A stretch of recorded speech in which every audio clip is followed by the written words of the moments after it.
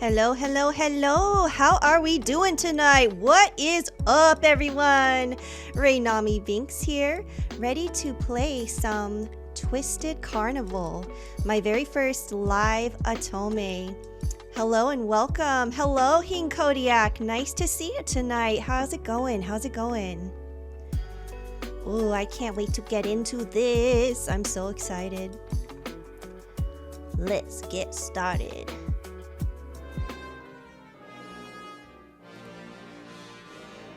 Awesome sauce. Oh, I can change my name. I don't have to be Catalina. Yeah, let's change it. Rainami. There we go. My name is Rainami now. I'm so cute. Look at her cat purse. That is adorable. I am loving her outfit. She is dressed so cute. I love her style. All right, great. I just wanted to make sure this music wasn't louder than I am. Oh, okay. Make sure to check out your settings. I have done that. I've done that. Huh. Do we just return? I wonder if we have to... Okay. Oh, we can change the text box transparency. Okay, that's nice. I just want to play. Yes! Let's do this. Ooh, this place is so colorful and vibrant. It's so pretty here. I want to go. All right. Festivities, bright lights, and colors greeted me at the entrance of the Carnival of Curiosities. The air buzzed with activity. In the distance, I could make out rows and rows of booths and sideshow tents of various sizes. I'm so lucky to be here. It's such a rare opportunity. The Carnival of Curiosities only happens every 5 years, and it's so exclusive that people say you can only ever see it once in your life. Wow, that is exclusive. Only every 5 years. I reached into my bag to make sure my trusty camera was still there. I had managed to sneak it in. I can't wait to capture as much of this rare carnival as possible. Oh, she has the cute story eyes. I walked around as if in a dream, taking in as much of the lively atmosphere and sights as I could. The sideshow tents were decorated beautifully with rich, vibrant cloth. The carnival workers bustled around. Game and food stalls were crowded. In a clearing, there was a giant statue of a man.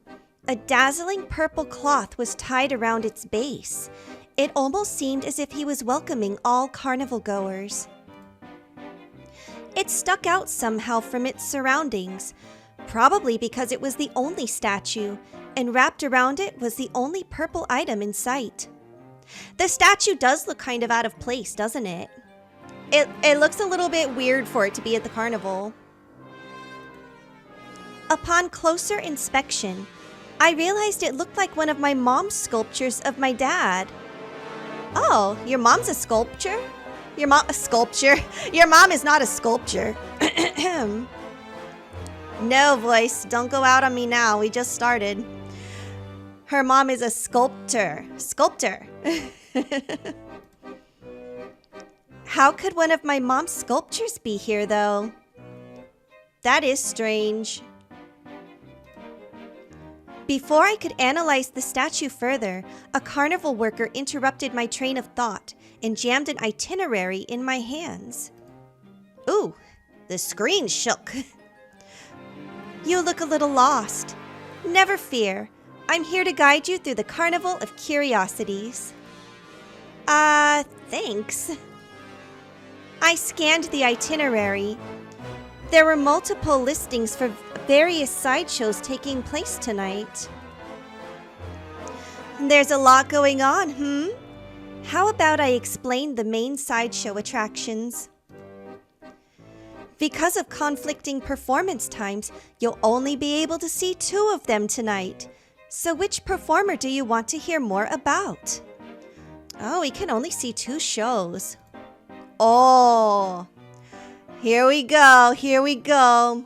Bring on the men, bring them on. I ask about. Do we just click on them? Oh, yes, we do. Let's just go down the line and ask about each one. Who are you? Who are you? Remy, the Magnificent Mage, is a stunning show of sorcery, enchantment, and wonder that will mesmerize you. I like his blue roses. They match his blue eyes. He looks so mysterious and serious, doesn't he? Gaze in wonder as Remy conjures up magic, spirits, and creatures that defy explanation. He'll fascinate you with his mastery of ancient lore, mystical symbols, and arcane secrets.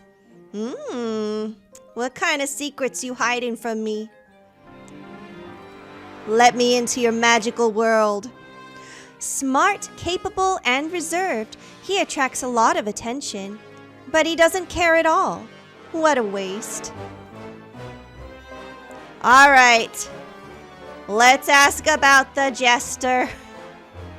Oh, he's gonna be trouble. I can tell already. He is trouble. All right, who are you? Who are you? Jude the Jester, Master Illusionist, is a marvelous show of mystery, humor, and terror that will delight you. He's a terror? Oh my. Behold as Jude performs astounding tricks of illusion, such as making objects disappear and reappear, and change shape. Oh, what changes shape? What now? I'm okay. I'm fine. He'll also entertain you with his playful pranks and morbid gestures. What are morbid gestures? What does that mean? Should I be worried? Between you and me, he's to die for. Please not literally. You know, if you're into sexy trolls who dress impeccably. No. Sexy trolls? Oh my god. He is trouble. He's trouble. All right. Who are you? Who are you? Oh my god. Look at his little plushie. That's adorable.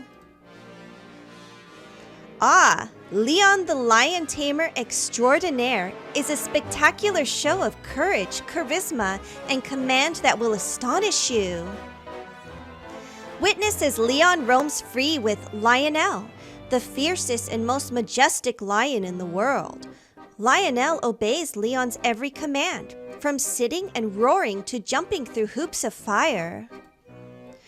By the way, Leon's pretty easy on the eyes and a total stud. At least that's what others have said. I could be into him. Oh my god, he's got a whip. Oh, Leon. Whip me, baby.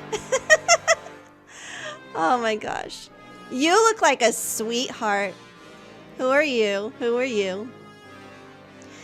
Casey the Acrobat Virtuoso is a dazzling display of agility, grace, and skill that will leave you breathless. Watch as he performs incredible feats of balance, strength, and coordination on the high wire, trapeze, and aerial sear wheel. I have no idea what a sear wheel is, or if I am even saying this right. He'll amaze you with his twists, flips, and spins that defy gravity and logic. Oh my, oh my. Not to mention, many say he's as charming as he is talented, a real white knight type. He definitely looks the part. My eyes must be playing tricks on me. That can't be Casey, my close childhood friend, right? What? Her childhood friend is here, and he's somehow an acrobat? What is going on? First you see this statue that reminds you of something your mother would make, and now you see your childhood friend. That is sus. That is really sus. I wonder if this whole carnival is like inside of her mind or something. Oh boy. We've already asked about all of them. Wait. We've already done that. Okay. Well, I've already asked about all of them. Oh, we have to hit continue up here. I see. Okay. Oh, look at the time. If you don't hurry, you'll miss the first main sideshow attraction. Thank you. Oh, she talked. We could hear her voice. Yes, thank you. As I rushed off, I stared at the itinerary. If I can only see 2 main attractions, who should I see first? Oh boy. Decisions. Oh no, you're gonna make me choose. Alright, we've got Casey the Acrobat, Remy the Magician, Leon the Lion Tamer, and Jude the Jester. Why did I say gesture? We can only pick 2. I'm gonna have a sip of my tea while I give this a quick think. Chat, if you would like to have a say in this, then please be my guest. But if I don't hear from you, I am choosing myself.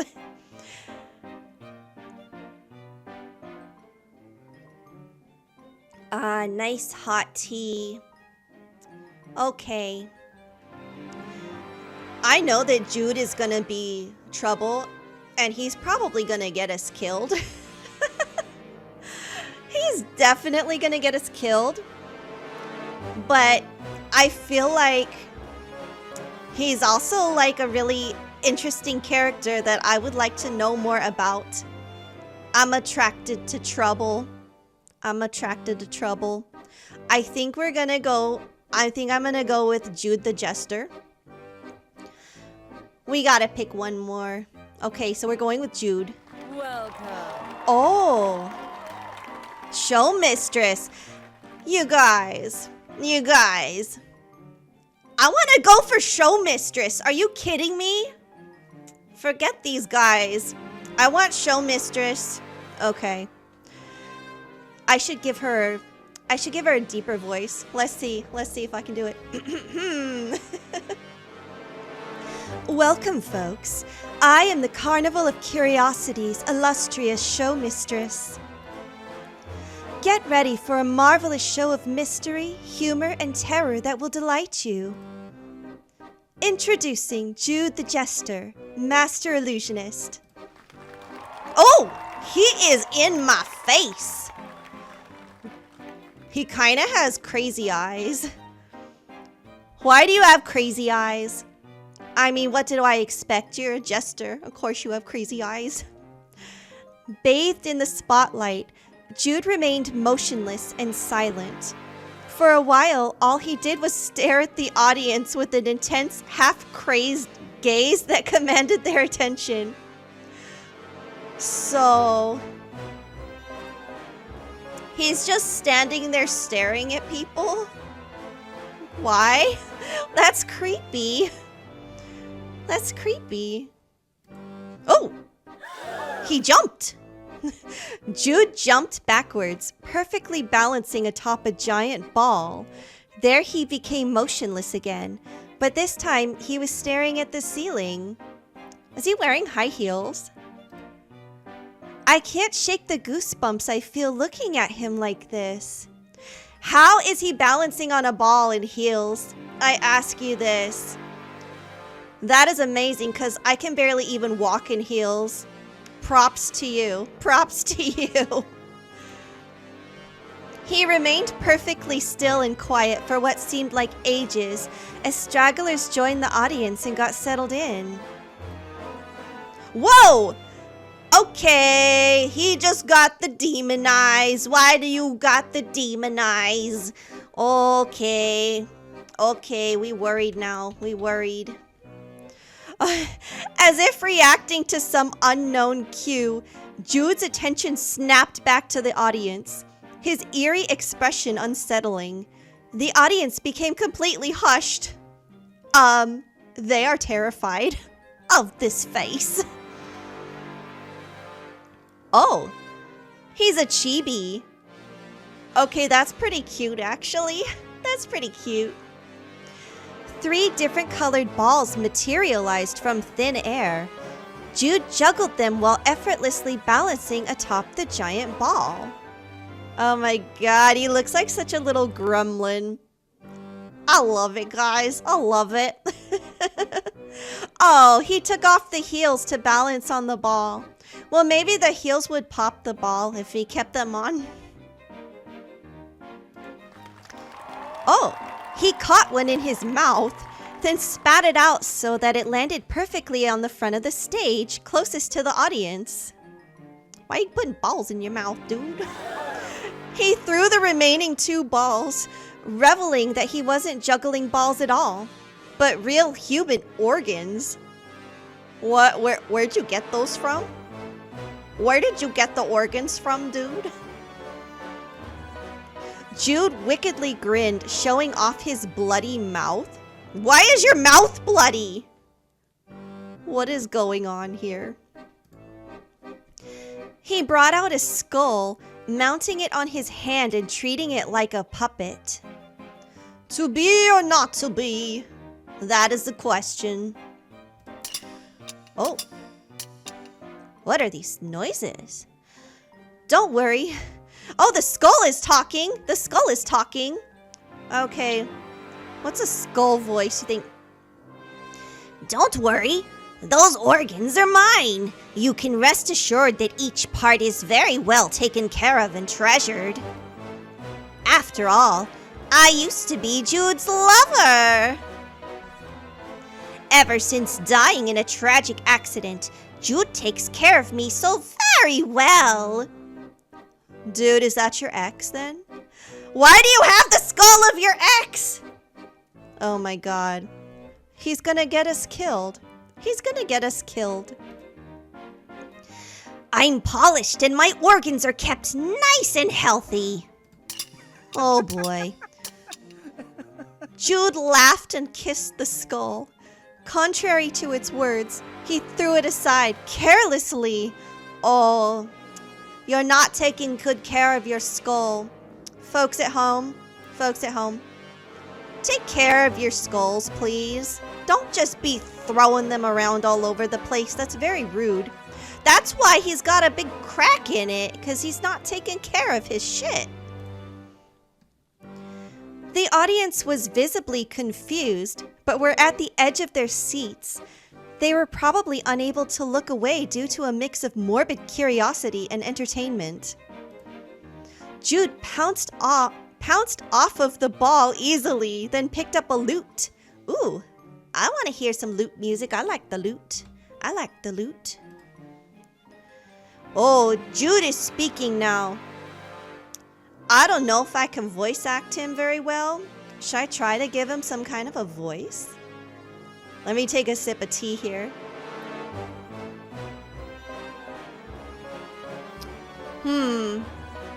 Like, I can imagine how he probably sounds in my head. But I don't know if I could actually pull it off. What would a crazy jester sound like? I may have taken things a bit too far. How about I sing a tune and mix things up? Hello, beauties. I'm an illusionist and a jester, weaving tales of specters and darkness that festers. Oh, he rhymes. He is also a rapper extraordinaire. Of the past and of the future, all intertwined into one. Of blood and of carnage, of the woe that you can't outrun. Bloodshed gives way to life, you poor unwilling sacrifice. How titillated and amazed, the better to bear our pain. If you had half a mind, You'd escape while there was still time. Be enamored and complacent. Through your strife, share your life. Whatever you do, don't pin the blame on me. I am but a collector, a curator of treasures shiny, to bring a bit of delight to a place otherwise filled with fright. Remember my name, face, and voice. We may be destined if you make the right choice. Woo! Yay! That was incredible! Good job! The audience seemed to enjoy the tune, but Jude scowled and threw his lute away. You do not take good care of your stuff, dude. I don't like that. I don't like that. Since I'm bored, I'll spice things up with a sword. Oh, I like the voice acting. That was cool. Oh, what are you gonna do with the sword, mister? Jude procured a small sword, swallowed it, and pulled it out easily and cleanly. He then brought out a larger sword, swallowed it easily, and pulled it out of his mouth and throat. Only this time, it was drenched in blood. Oh god. Look at Rainami's face here. Look at this face. Dude, what are you doing? You can't handle a sword that big, mister. You can't handle it. It's too much sword for you. Stop deep-throating the swords, okay? You stop it. Oh my god. Jude gagged, holding his throat. He choked and gasped for air before falling to the floor. Do you need medical attention? The audience was shocked. A few people even screamed for help. And he's trolling us. They warned us that he was a troll. Jude swiftly stood up and laughed at the audience as if scorning them for their concern. How dare we be concerned about you? Rainami looks pissed. She did not like that joke. Where'd your head go? Where's your head? Okay, this is perfectly normal. His jeering head then started to slowly turn more and more transparent until it disappeared. Headless, Jude's unsettling cackle never disappeared. He's still laughing. That's so creepy. I'm getting goosebumps again. How is he doing that? Worried about my head? Don't be sillies. It's right here. Oh my god. The voice acting's cool. I like it. I like it. Jude raised up his own severed talking head. Would a brave audience member be willing to reattach it for me? Oh, hell no. Hell no. I don't think I'm qualified. Do we have a doctor in the house? Oh my god. Don't be throwing your severed head in my face, okay? Without a response or waiting for volunteers, Jude threw his severed head into the audience.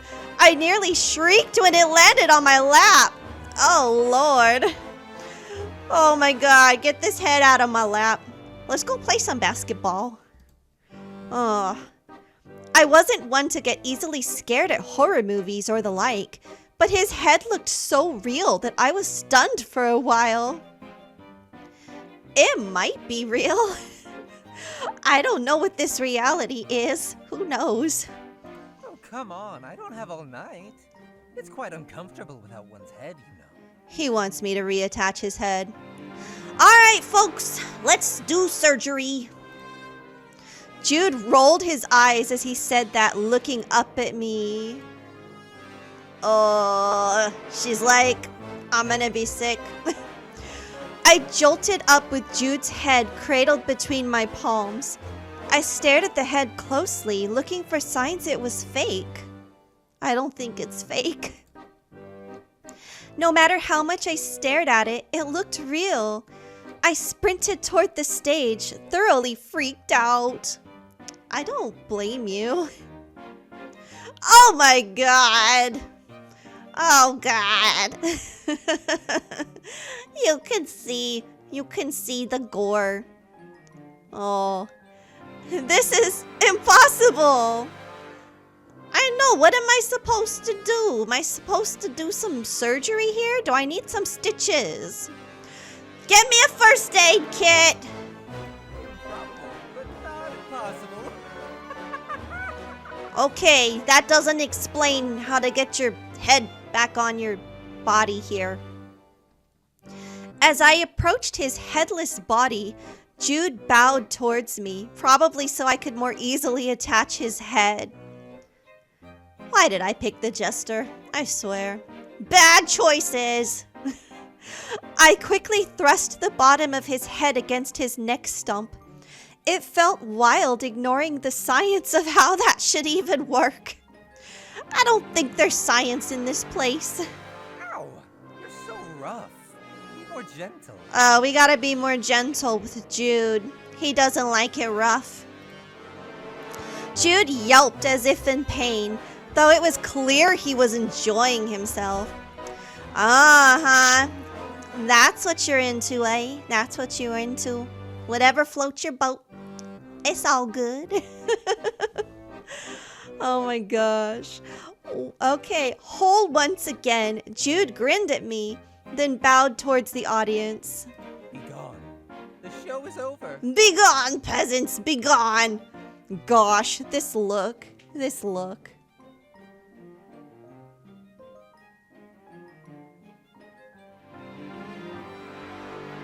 Okay. His entire body became transparent and disappeared. The lights went out with me still on stage. We made some adjustments. Let's continue the story. So, his entire body became transparent and disappeared.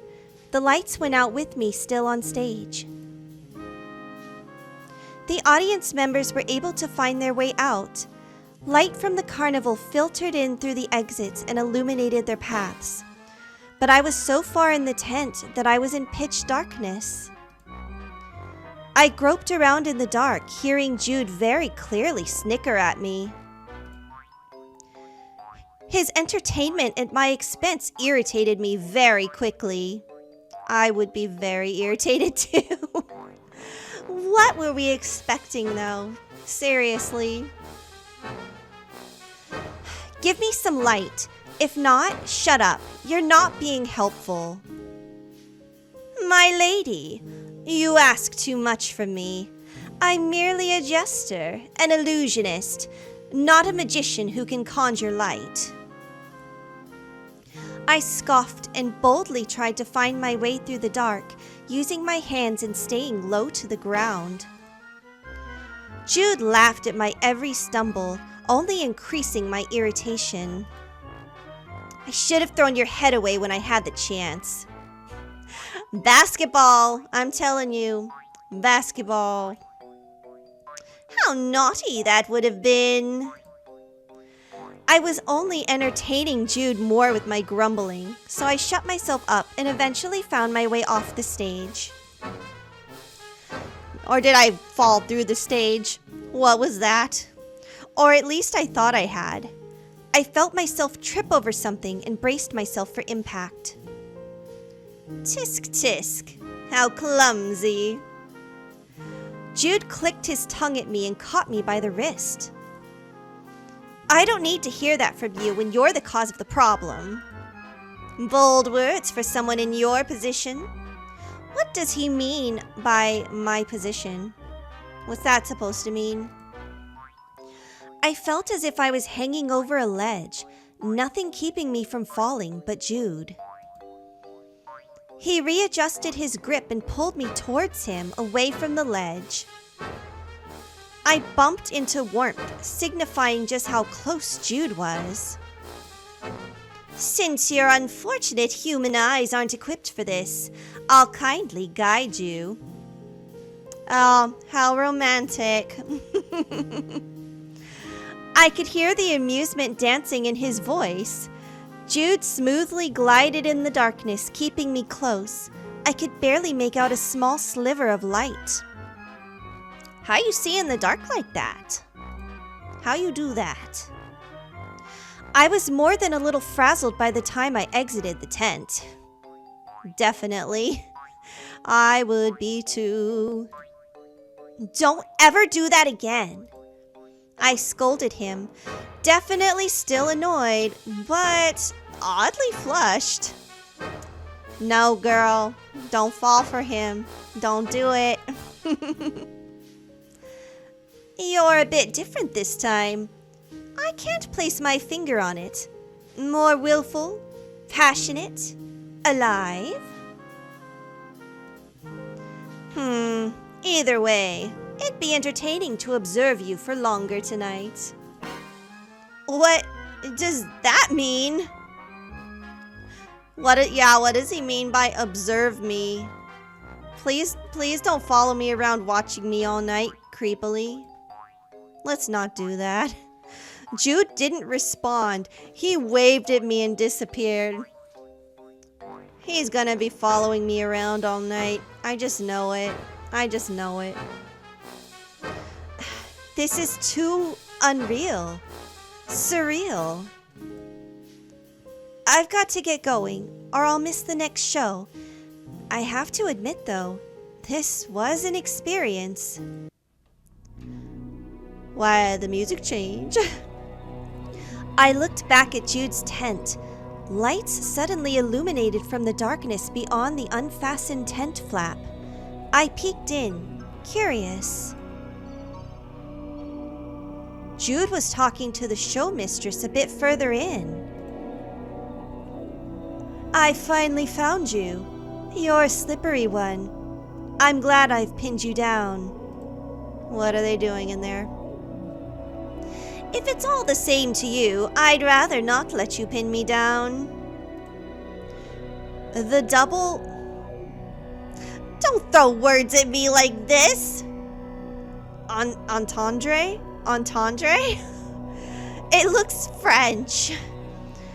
The double entendre in his words was clear. The show mistress clearly got riled up for a moment, but calmed herself. What are they arguing about? I don't know why I bother coming to speak with you at every carnival like this, but seeing as how preparations are complete, I've come to remind you to do your part and shepherd the lambs as is necessary. Ooh. Okay. Show mistress is sus. She is sus. Aye, show mistress, sir. Jude mockingly saluted, then looked directly at me, making eye contact with his usual grin. I immediately pulled back. I could barely hear their voices now. What are you looking at? I wasn't supposed to see that. An inquisitive, shiny treasure. I walked quickly away. Goodbye.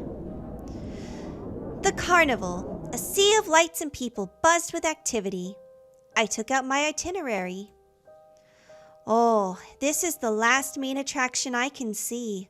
Who should I choose? Oh. Why is Jude still an option? Can I see him twice? I don't want to select him though and have the exact same thing happening. So let's go with somebody else. I'm kind of intrigued that Casey is looking like our childhood friend. So I think I'm gonna go with Casey the acrobat here. Welcome, folks. I am the Carnival of Curiosity's illustrious show mistress. Get ready for a dazzling display of agility, grace, and skill.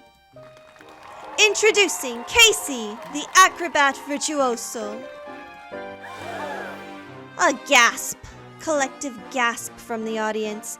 Casey appeared on an elevated platform. The spotlight on him moved down, drawing attention to the fact that there was no safety net below. Oh, you live dangerously. No safety net. This performance is truly death-defying. Don't try this at home, folks. I won't. Why would I? Oh, look at his chibi! I'm so cute! It looks so cute! Casey wasted no time easily walking the high wire from one elevated platform to the next. Ah! He readied himself, then jumped towards a trapeze bar. As if it was second nature, he gracefully twisted his body so that his legs were hooked onto the bar and he could grab the next bar. Like that, he swung onto yet another elevated platform. A large metal ring slowly lowered from high above. It looked like suspended steer wheel. I might be saying this wrong. I don't know. I don't know what one of these wheels even is. Casey easily swung his way over to the large sear wheel. There he twisted and turned dizzyingly, but with such grace I couldn't help but be astounded. He even performed in a sear wheel on the ground. It was a mesmerizing performance of power, beauty, and balance. Now we're voicing Casey. Okay. I think he would just speak in a soft and calm tone of voice. Thank you, everybody. For my last trick, I'm going to need a volunteer with a lot of courage. While he spoke, a safety net was being set up. Audience members were already raising their hands. This volunteer will have to jump from a medium-height platform, aiming for the safety net below. Casey pointed to the platform in question and safety net in turn. If I pull off this trick right, though, my volunteer won't ever reach the safety net. Casey walked towards the audience, coming up close to clearly see everyone's eager faces. Random people offered him high fives and tried to reach out to him. Casey continued to scan the crowd until his honey-colored gaze landed on me. I waved at him, and in return, Casey brightly smiled, motioning for me to come closer. I was a bit hesitant. Clearly, he wanted me to be the volunteer, but I couldn't say no to him. I never could. I climbed down the stairs, and Casey helped me onto the stage. Reinami, I'm so happy to see you here. Thanks for watching my performance tonight. Casey beamed and took my purse from me. Don't be snatching my purse. Don't take my purse. That's my purse. All you have to do is climb up that ladder. When you're ready, jump. Trust me, and I'll do the rest. All right, I'm trusting you with my life. Don't disappoint me. Final words. Last final words. When have I ever? He laughed and went to get ready while I did the same. Soon I was in position. You got this. After mentally pumping myself up, I sprinted off and jumped. Woo! Wow!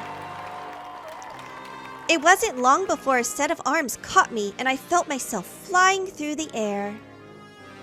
This may be a bit difficult, but grab the ring here and put your feet there. Perfect. Casey had brought us to the large suspended sear wheel and was attempting to balance us both inside of it. To my surprise, it was actually going well.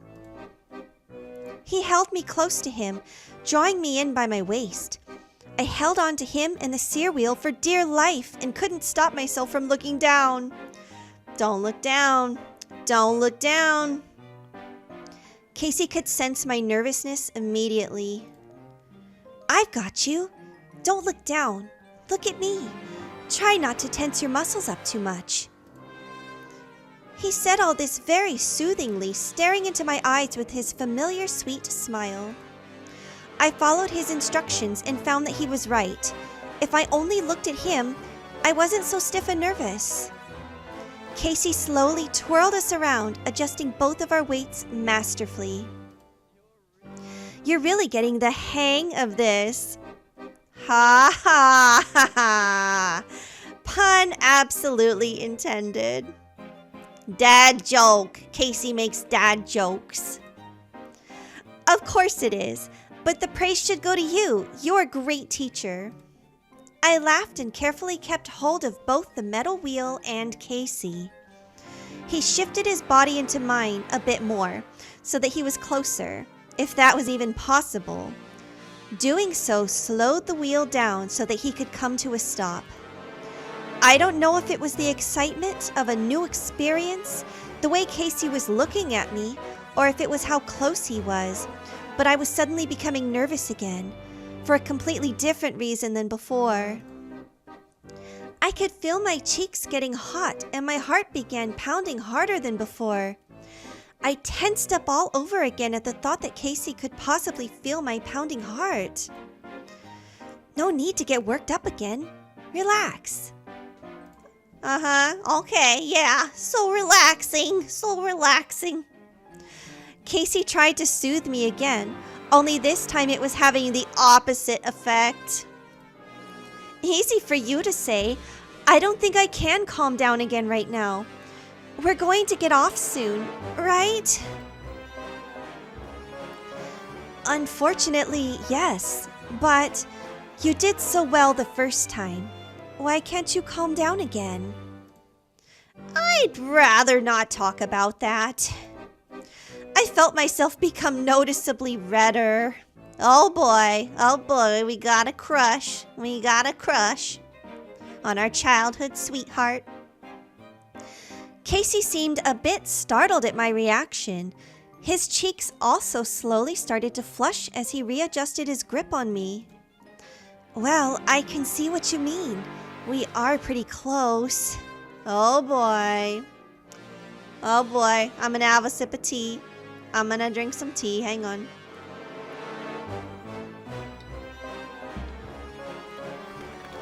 Just then, the sear wheel started to slowly descend to the ground. It's okay if you're uncomfortable and you don't like it. No, it's not that. I'm just not used to this, I guess. Casey laughed, shaking his head. What are you talking about? That's impossible. We've hugged and been close to each other so many times. When you were smaller, you were a certified hug monster. I was a hug monster. Aw, so cute. Rainami Binks, hug monster. Okay, that's enough about my embarrassing past. I don't know though. Right now it's just different. 'Cause we're older now. We've gone through puberty. Casey softly gazed at me with an expression I didn't recognize on him. That's all right, as long as you're enjoying yourself. As soon as the wheel was on the ground, I let go of Casey quickly and muttered, Yeah, I am enjoying myself. I'm like inching away from him. The audience had started to slowly stream out of the tent.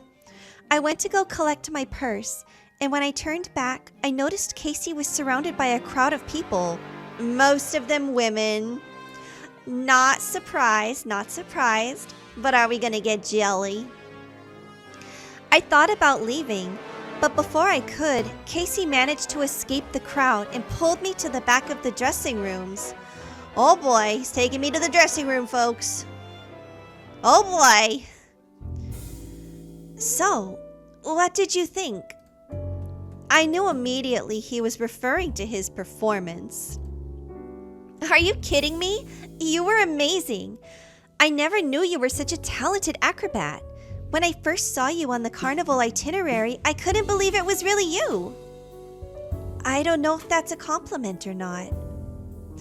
Why does he look kind of pouty? Stop pouting. I mean it in the best way possible. You dazzled me. Casey was at a loss for words, suddenly bashful. By the way, you didn't ever tell me you were such a talented performer. Oh, why didn't you?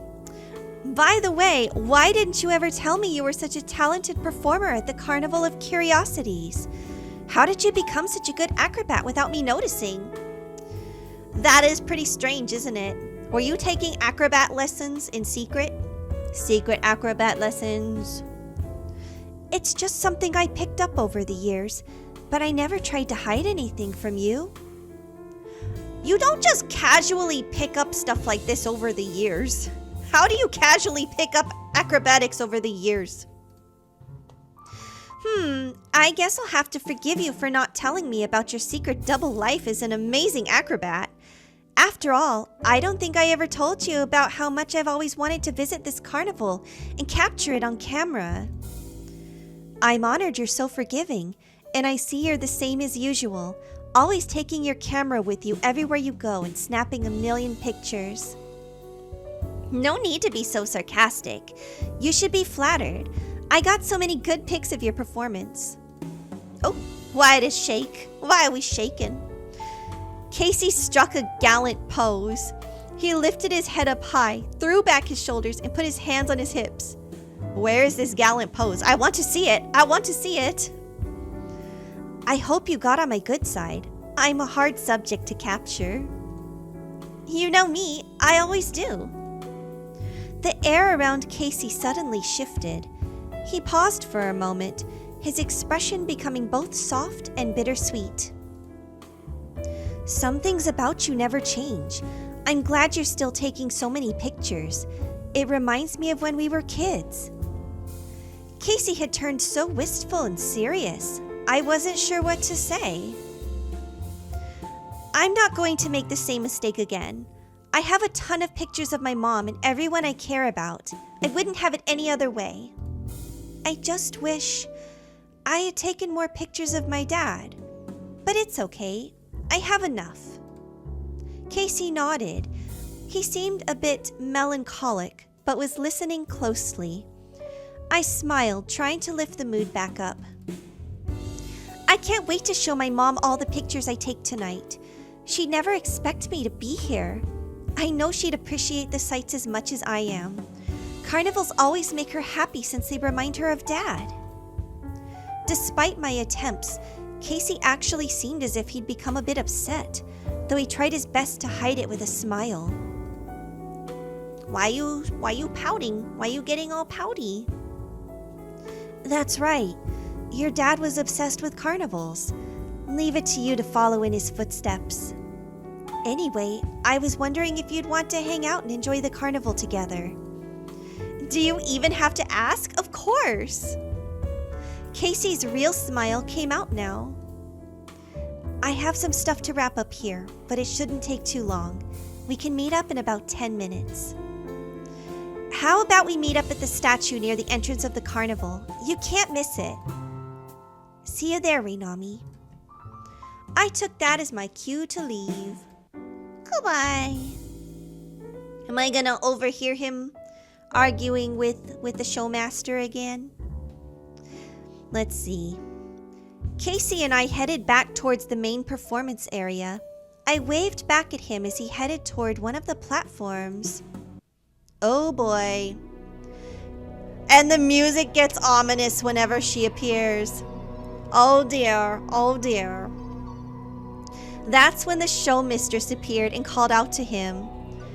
I was a distance away, but I still caught a bit of what they were saying since most of the audience had left. Congratulations on the marvelous show. Your fans are so verbose. I could barely hear my own thoughts. Though her words were congratulatory and her voice was silk, her tone was unmistakably passive-aggressive. Why is she bullying him? What is going on here?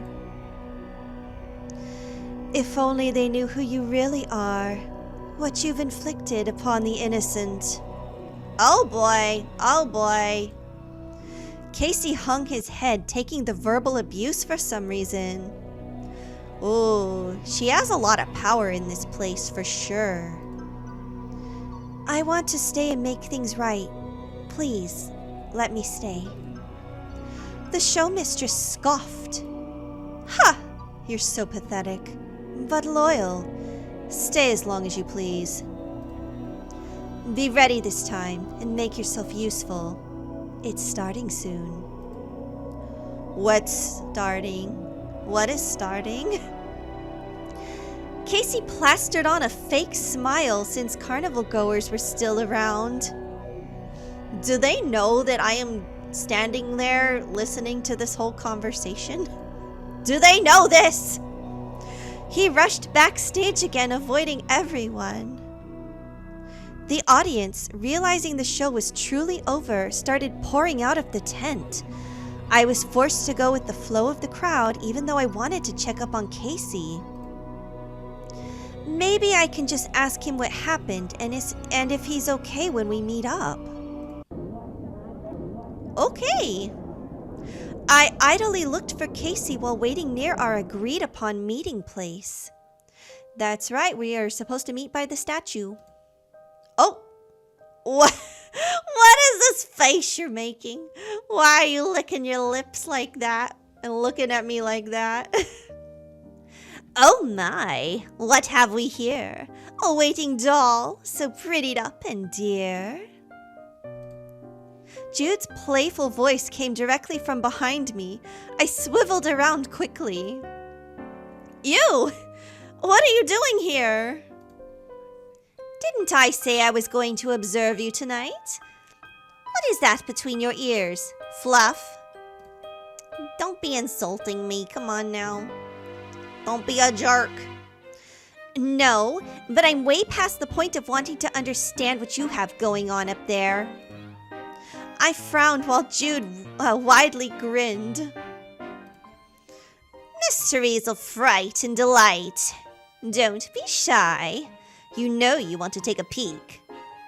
A peek at what? May I ask? A peek at what? Rainami! Save me, Casey. Save me. Get me out of here. Get me out of here. I'm being harassed by Jude. Oh boy. Casey waved at me from across the crowd, rushing to meet me at the statue. He was full of energy. Are these two gonna be fighting over me? However, once he realized Jude was standing next to me, he paused. That expression on his face. He does not look happy. Jude, how weird. I never see you out of your tent, or around, really. It's not my wish to be seen. Oh, if it's not. If it's not my wish to be seen, I won't be seen. He's getting the crazy eyes again. He playfully booped Casey on the nose. Casey gave him a dirty glare. Boop! Nose boops! Nose boops! Oh, Casey looks like he's about to throw hands. Since our desires align tonight, dear Casey, I'll play nice. Will you? Casey stared at Jude dubiously, as if he'd grown extra limbs. What does that even mean? For one, there's no need to be scared. I won't bite. You look like you're gonna lick your lips, all creepily. Jude leaned towards Casey and chomped his teeth at him. Casey flinched and pushed Jude back with a hand. I'm not scared, you oddball. I'm just not used to you being so social. If you want to come along, that's fine with me. But no funny business around Rainami, or I won't play nice. Aw, he's being protective of us. Oh, God! No! Crazy eyes! Crazy eyes! Nah, that face! Jude's eyes widened, and he eerily smiled. No need to get your knickers in a twist, you poor desperate thing. I won't take all of her attention away from you. Casey's jaw dropped. I don't need her attention. How dare you call me desperate? You're the one who seems desperate right now. Nobody invited you here. I cracked up at Casey and Jude's entertaining banter, not even trying to hide it. I'm enjoying this. I'm enjoying them fighting over me. Super fun. Casey, don't let Jude's trolling get to you. And Jude, you can join us if you want, but don't tease Casey too much. How adorable the two of you are, as if either of you had any say in the matter. He lightly and briefly patted my head, then Casey's, and brushed past us. He's gonna go disappear back into the shadows now. I've thought of a fun thing. Follow me. Yes, let's follow the creepy jester. Let's follow him into the darkness. He nearly sang the words, then sauntered off, clearly expecting us to follow. Casey and I looked at each other, baffled. He then shrugged. As long as we get to do my thing after, I don't mind. Where are you taking us? What is this place? Oh, a haunted mansion. The haunted mansion? Can you get any more stereotypical, Jude? We get it. You're a creepy, crazy jester. Casey raised an eyebrow at Jude's choice of fun. I like haunted mansions. Laugh all you want, but nobody hates a good haunted mansion. I brought Rainami here to show her my collection. Collection? Of what, may I ask? You're a collector? What do you collect? Please don't tell me it's heads. Might be skulls. Oh, you know, shiny treasures and baubles, dolls, puppets, and cobbles. I collect objects of only the greatest beauty and intrinsic value.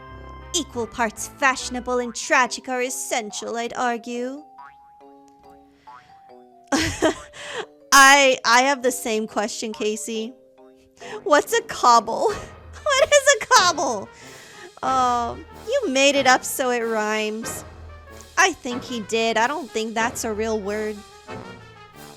Why would you keep a collection like that in a public place where it's not safe? Maybe he has a secret room in here. So many questions, and an accusation too. I assure you, a cobble is a very real thing, and why not keep such a riveting collection in the public eye? My beauties enjoy being admired, and they are free to do as they desire. You're acting as if they have a will of their own. Oh boy. I couldn't help but laugh at the absurd notion.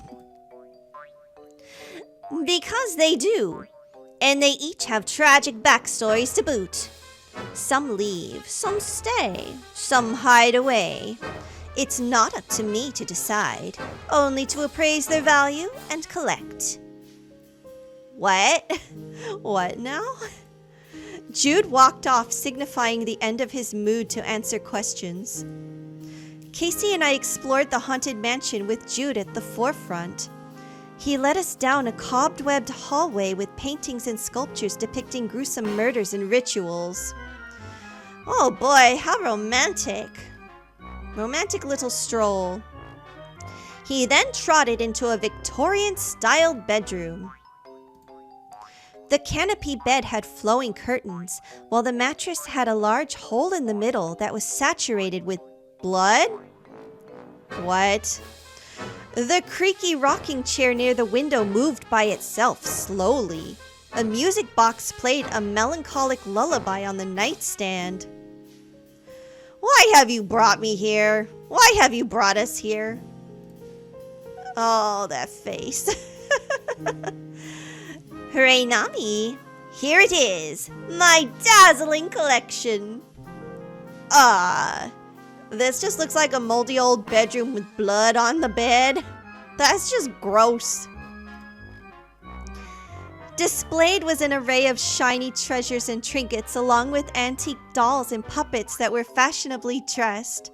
The skull he had used on stage as a puppet was proudly on display. Very nice collection. Wow, there's so many jewels and little treasures, and it fits the atmosphere of this room so well. Oh, we have the starry eyes. We like it? We like it. Okay, yeah. It seems you have an artistic eye. Jude seemed pleased I was looking through his collection with wonder. I took out my camera and snapped a few pics. Casey, on the other hand, seemed unimpressed. Yeah, I don't... Oh, he's still dwelling on cobble. So, what's a cobble? He's still dwelling on cobble. I've been waiting for you to ask. It's a kinky bauble. Cobble. Okay, now we're gonna adopt the word cobble. Thank you for the explanation. What? What? His look of complete and utter shock. Jude picked up a beautiful crystal wrapped in ornately arranged wire. See, it's wrapped up. How kinky. Okay. He snickered and dropped the item in Casey's palm. Dude, you're gonna need some hand sanitizer. Casey was so caught off guard he was speechless, while Jude moved on and gently grasped my hand. Your outfit is so well tailored and stylish, Reinami. Oh no. Crazy face, crazy face. Your hair is shiny and illustrious. Your skin is flawless. Your beauty radiant. He's saying this with that face. Oh my god. Oh my god. I can't even. I would adore the chance to add you to my collection. You'd be its glittering star. He's gonna turn me into a doll. He's gonna turn me into a cobble. Don't turn me into a cobble. Please don't. As Jude mused, Casey stiffened. Do you really think you can talk to Reinami like that in front of me? Oh my gosh. Seriously, Casey, I am glad you are here to protect me right now. I'm so scared. Jude ignored Casey and suddenly picked up his skull puppet. What's that you say? Jealous of Reinami? Oh my gosh. He won't stop making the crazy faces. Get me out of this room. He giggled giddily and put the skull down. Yes, please put down the skull. Put down the skull.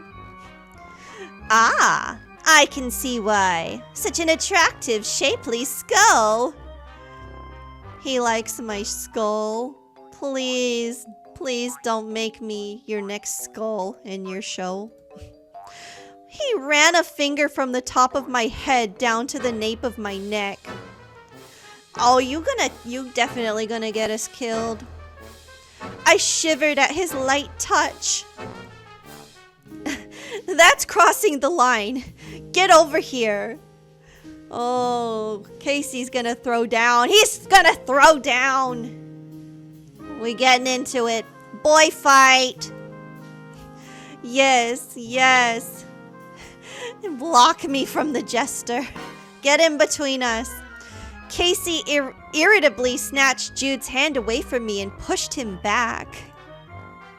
I'm sure you want to see the rest of the haunted mansion without being assaulted, Reinami. Lead the way. Casey gave me a brilliant smile and motioned forward.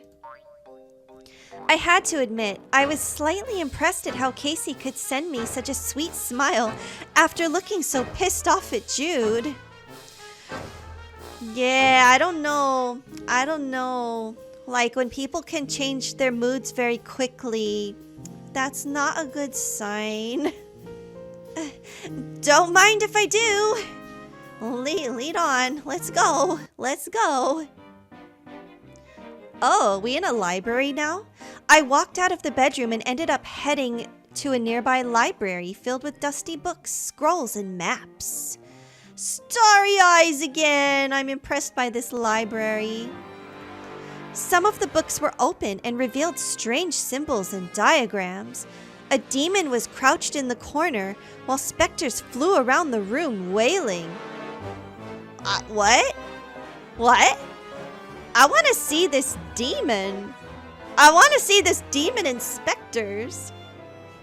I was in awe of the detail put into everything and stared at the demon and arcane symbols. I excitedly took a few pictures of everyone and the environment. I noticed Jude looking at me unhappily for some reason. He's bored. That's why. He thinks books are boring. Before I could ask him, he was across the room poking at the demon? Why are you poking the demon? You would poke a demon, you demon poker. Casey slunk closer to me, clearly creeped out.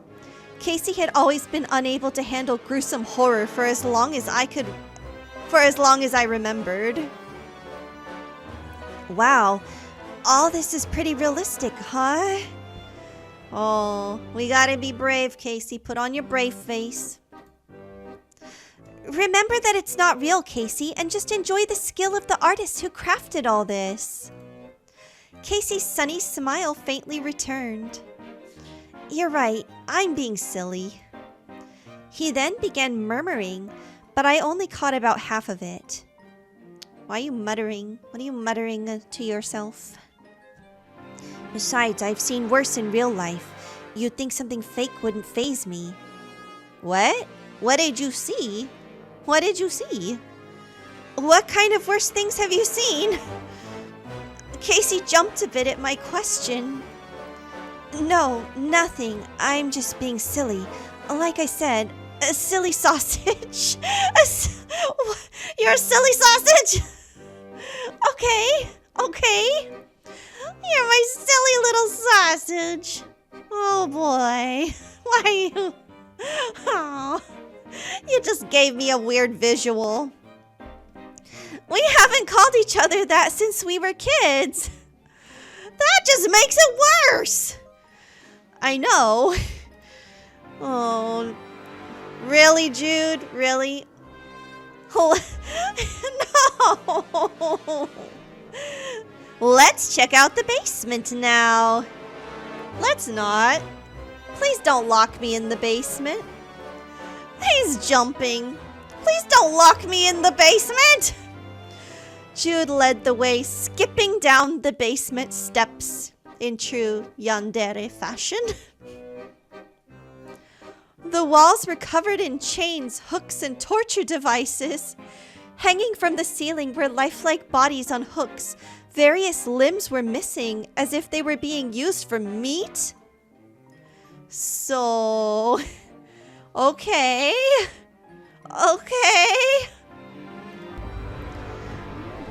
A demon-like butcher stood with an arm raised, poised to chop a mutilated human lying before it on a table. There was a large iron door on the furthest wall where screams and moans emanated from.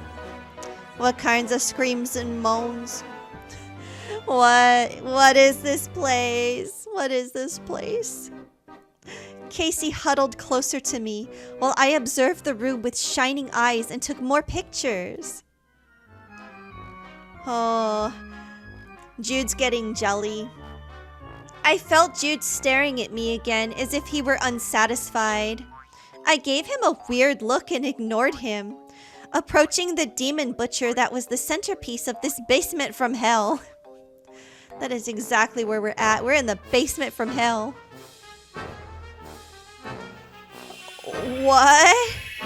What is going on here? Jude materialized right in front of me with an eerie, wide grin.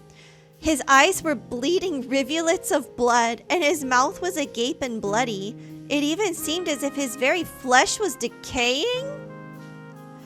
Is this his way of trying to get my attention? It's working! Ah! I moved away from the microphone for that scream. I violently shoved Jude away, The shock caused me to move back and crash into Casey. Meanwhile, Casey nearly crashed into the butcher.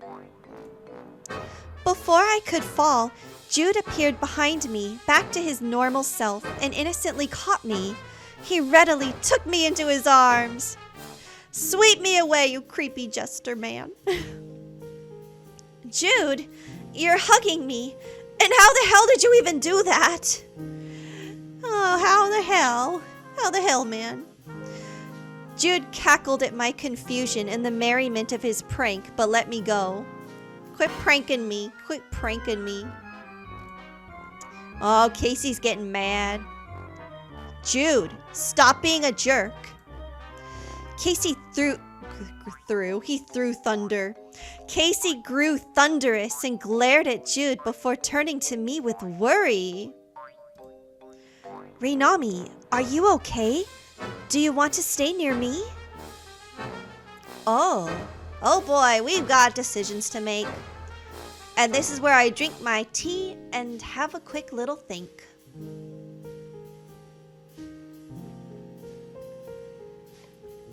So,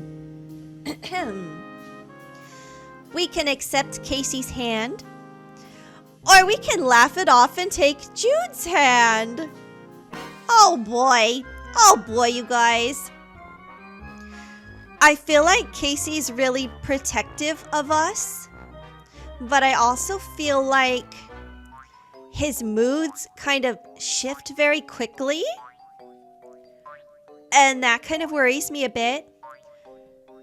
But Jude is obviously going to get us killed here. So, should we make some bad decisions, folks? Or should we go with the seemingly safer choice? I'm going to go with the safer choice, I think. I think I'm going to accept Casey's hand. I mean, he genuinely does seem protective over us. And Jude seemed a little too interested in my skull. So, let's take Casey's hand. Yeah. Jude's gonna be pissy about it, though. Thanks, Casey. I took Casey's hand and interlaced my fingers in his. You really shouldn't do that to someone out of nowhere, Jude. But I get it. Trolling is your thing. Jude seemed unfazed, his voice sing-songy. Worth it. I noticed Casey had turned pink, but seemed elated. He had momentarily cradled my hand in both of his. Aw, so cute together. I looked at him with a smile and nudged him teasingly. Let's go check out some other areas of the Haunted Mansion. I'll even let you hold on to me. Oh, we are not even being subtle anymore. You've got that the wrong way. I'm letting you hold on to me. Oh, that's so cute. They're so cute. Wow, so kind of you. I'll always be kind, but only for you, Reinami. Oh, maybe that's his deal. That's Casey's deal. He's protective of us. But when it comes to everybody else, watch out. He's got a dark side. We both broke out in laughter and started to walk up the stairs. I turned to Jude. Hey, are you coming too, Jude? Show us the spookiest places the Haunted Mansion has to offer. Watch, he's gonna jet. He's gonna bounce. But it doesn't have to be that spooky. Jude snickered. Leave it to me. Since we're done with the Haunted Mansion, the next stop is the Ferris wheel. No disagreements allowed. Casey dragged the group to the Ferris wheel. Let's go. Let's go. I've been wanting to bring you here so you could experience how beautiful the carnival looks from above. The Ferris wheel. Can you get any more stereotypical, Casey? We get it. You always want to please Reinami by doing what she likes. Been saving that one up since I called you out for the Haunted Mansion, huh? Jude unnervingly grinned, not caring to respond. He always makes those creepy faces. I think it's very thoughtful. I can't wait to take a picture of the scenery at the top. I knew you would want to.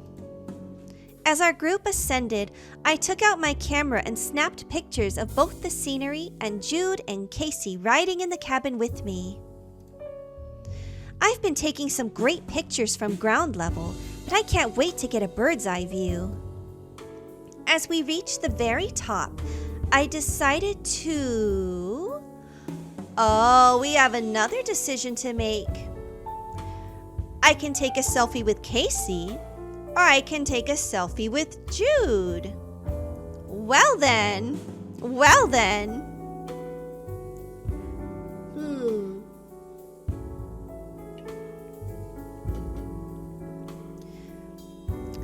Well, I already chose to take Casey's hand. So, I wonder if we should just, you know, go completely for Casey and choose all of the Casey options. But I wonder, is Jude gonna snap if he gets ignored? If we keep ignoring him all night on this strange third wheel date. Oh. Let's go the Casey route, perhaps. We've already chosen to take his hand. We are so gonna make Jude feel like a third wheel here. We really are. Alright, let's take the selfie. Let's take it with Casey. Let's go. Given that the cabins were small and only seated 2 on each side, I decided to take a selfie with Casey. Oh, that's so cute! Oh, that's adorable. Casey, I demand you take an amazing picture of us. And make Jude awkwardly feel like a third wheel. I gave him my camera and squeezed closer to him to pose. Casey moved in closer, albeit a bit bashfully, and held up my camera. Say cheese. He snapped the picture. I checked it out and showed it to him. Aw, what a cute picture. It is the cutest. I'm lucky to always take pictures with someone as cute as you. And Jude is just like sitting there, awkwardly, listening to all this. Though Casey sounded nonchalant, I felt myself flushing. Stop joking around. You always say stuff like that to mess with me. That's not true. I've always felt like that. To me, you're... Oh. Are you gonna confess? Casey trailed off, not saying any more on the topic. He scooted away to a more appropriate distance. I'm the coolest person to ever hold a camera, obviously. Can I borrow it and take some pictures too? I smiled and handed him my camera. He sighed for some reason, looking both relieved and regretful. What you regretful about? But just so you know, in all of our pictures together, I've always thought your bright smile was the cutest. Aw. Casey nearly choked on air. Oh my god, that's adorable. And here's our third wheel. Careful now. You need to survive if you want to exchange affections. Survive? Oh boy, music got creepy. The Ferris wheel lurched. That didn't feel normal. Everyone looked out of the cabin trying to figure out what happened. Oh no! I noticed the Ferris wheel operator was missing, and I could hear faint screaming. Oh boy, I'm trapped on a Ferris wheel with a Hottie and a Psychopath. Given that the cabins were moving slowly enough, it was impossible to jump out when we reached the ground. Well, Casey is a skilled acrobat. He can help us out of this. No problem. I reached for... Of course I'm gonna reach for Casey. He's the acrobat. Like, this is his specialty, okay? He's gonna get me to safety. He's gonna get me out of this. Jude is gonna just, like, steal my skull. I reached for Casey's hand. Oh, he gave my hand a reassuring squeeze and smiled at me. Together, we jumped from the cabin when it was at its lowest point. Jude jumped out immediately after. I guess it wasn't that hard to get off of the Ferris wheel then. Upon exiting the Ferris wheel, I stared aghast as people started to transform into grotesque creatures. They looked so odd and inhuman that they seemed almost alien. Oh no! Why is Jude smiling about this? The carnival goers were transforming into true alien horrors! Tonight had already been so surreal that all I could do was go blank, mouth agape at the unfolding chaos. Oh boy. Not only were people transforming into unearthly beings, but they were going mad and attacking nearby people. Jude looks happy about this.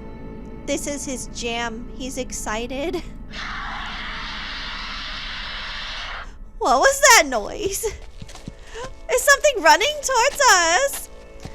A fully transformed alien horror turned to our group and let out a shrill shriek, running at us at full speed. Oh no, let's get out of here. Let's go. Get me out of here. We should probably flee, unless you want to battle. Jude looks ready to battle.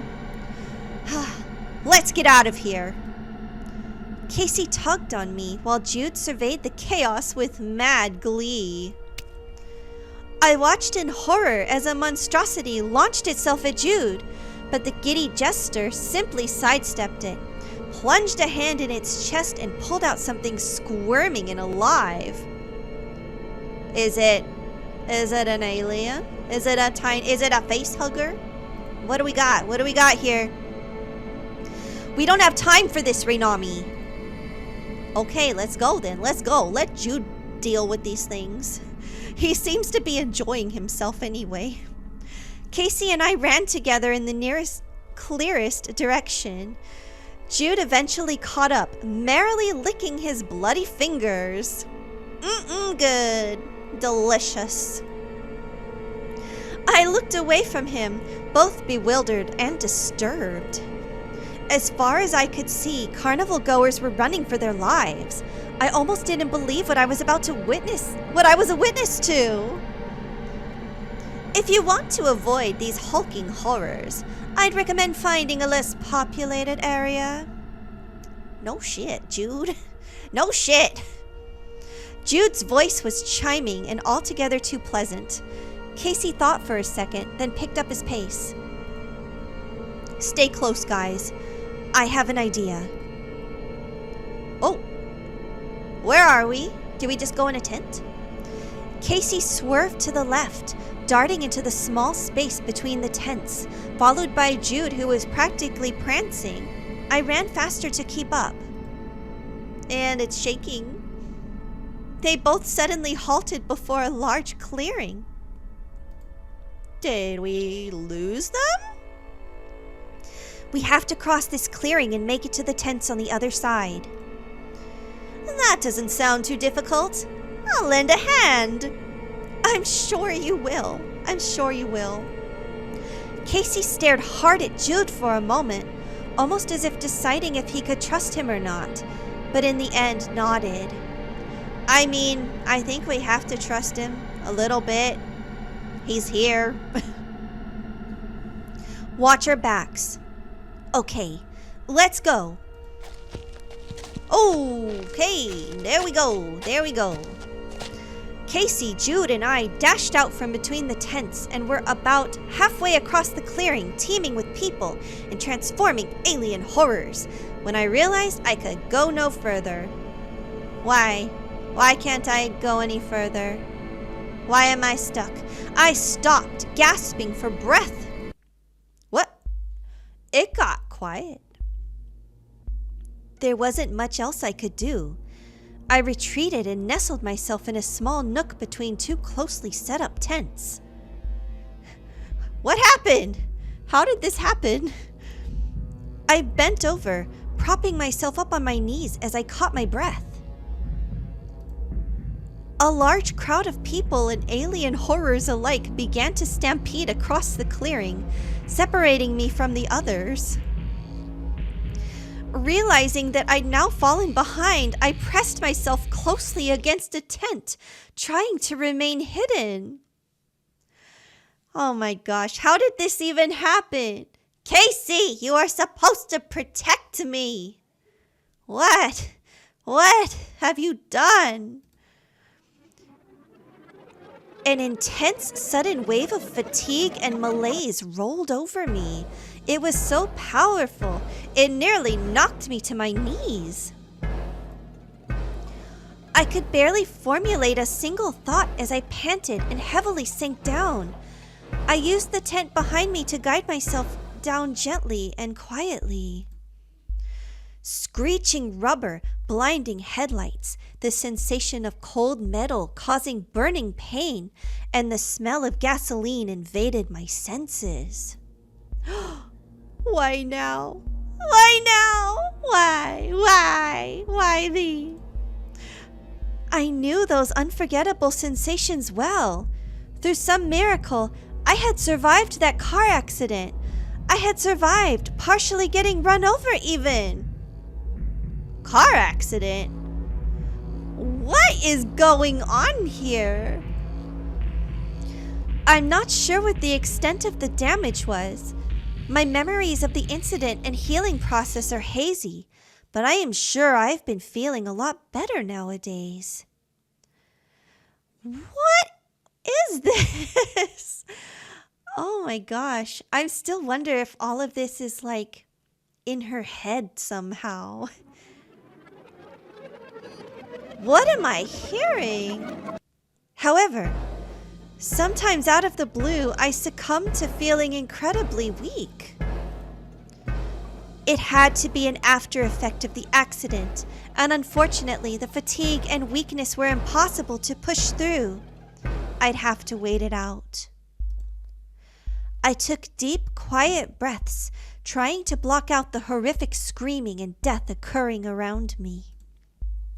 This is just my body's natural reaction to my traumatic accident. This is just how I feel because I'm still healing from something that could have killed me. I'm so lucky to be alive. I'm so lucky to be alive. I chanted the words in my mind like a mantra. What the hell is happening here? Eventually, my dismal state passed. Ah! An eardrum-shattering scream originated from just a few feet away, somewhere in front of the tent I hid by. Someone was definitely in trouble. For that matter, I would be too if I stayed here alone for too long. All right, who screamed? Who screamed? Was it Casey? I needed to think and act quickly. What should I do? Oh boy, we got decisions to make. Okay, should I fight my way to my companions? Flee and run until I find my companions? Or help the screaming person? I don't think I'm much of a fighter. I think that we should either run and try to find our companions, or we should try to help the screaming person. But then again, the screaming person could be a trap. That could come back to bite us in the ass later. I don't know. Is this a trap? Oh, let me have a sip of tea and give it a think.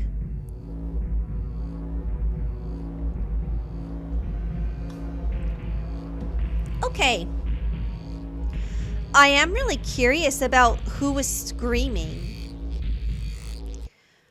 Let's try to help the screaming person, even though I might regret this. I might just regret this. Let's go. Though I desperately needed to catch up with the others for safety purposes, I couldn't just ignore someone being attacked right beside me.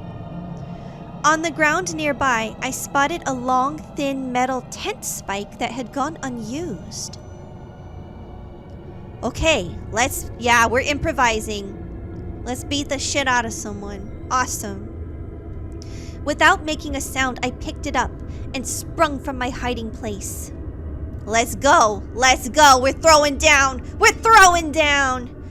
At the front of the tent, a shaking mother hugged her son, shielding him from the creature.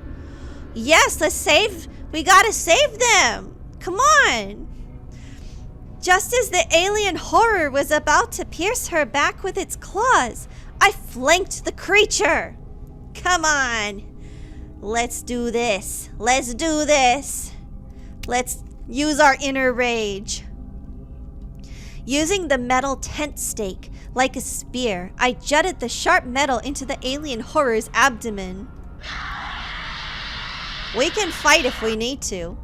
We're tougher than we think we are. Yes, you go, girl, you go. It shrieked and thrashed, but I was able to pull my weapon out and stab the creature again, this time in its chest with all my might.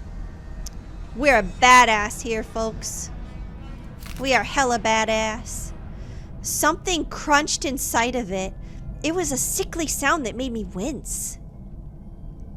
The unearthly creature staggered back, inky blood painting its body in my makeshift spear. Blood wasn't the only thing clinging to my weapon. I noticed a small slug-like creature writhing on the tip of the sharp metal. That's how they infect you, right? Does the slug crawl into your orifice and infect you and turn you into like an alien? Yeah, you become its host body. I stared, not quite sure what I was seeing. Was this thing causing people to transform into abominations? It was hard to believe, but there was no other explanation. It didn't look like anything I had ever seen or heard of before. Maybe it really was an alien. As if it had been shot out of a gun, the alien slug darted down the tent stake. Oh no, you get the hell away from me. Oh, I felt its slimy body slither across my hands and effortlessly sink into my chest. I screamed and threw down my weapon, freaking out as I tore at my chest. There was no wound, no pain, but my eyes didn't deceive me. Oh no. The alien had burrowed into my chest. Oh no. This is what we get for helping people. God damn it. Get away! Oh no. We save you, and now you're gonna shriek at me to get away. Okay, that's gratitude for ya. I snapped out of my frenzy to see the mother I had just saved pointing the tent spike at me. You're one of them now. The woman kept her son behind her back, rushing towards me. We gotta run away. I'm not going to wait for you to transform too. Stop it, you crazy woman. Stop. Stop it. You're crazy. I'm fine. Oh, I dodged her attack, but she was determined. Boy, folks, I guess you shouldn't help people. I'm gonna die. I'm gonna die from some random woman. I attempted to run away while she relentlessly pursued me. Oh no. She drove the metal spike through my back as I fled. I tumbled down. I I think we just lost the game, folks. I think we died. Did we just die? I was mercilessly stabbed multiple times, especially in the chest, until I lay motionless on the ground, bathed in my own blood, and gasping for air. Well, folks, this is how it ends. This is how it ends for us. Never help people who are in trouble. Oh, common death end. Forsake all others. Okay. So yes, this is one of the game endings. Nice, nice. Okay. Yup. So this game does have multiple endings. I will probably play this again for other endings, but I think I'm going to make it more of a YouTube exclusive kind of thing and not do it on stream again. So yes, if you want to see the other endings, then yeah, look for it on my YouTube channel. I will be playing this and hopefully get a better ending. That ending was shit, folks. That ending was shit. I'm so mad. Oh my gosh. Alright, what time is it anyway? It's only 9. I don't know. Maybe I'll play something else. I'm gonna go ahead and end stream for now. Maybe I'll hop back on and play something else before the end of the night. But in the meantime, good night. Thank you for stopping by. And we'll see you next time. Bye bye bye bye bye bye bye bye bye bye bye bye bye.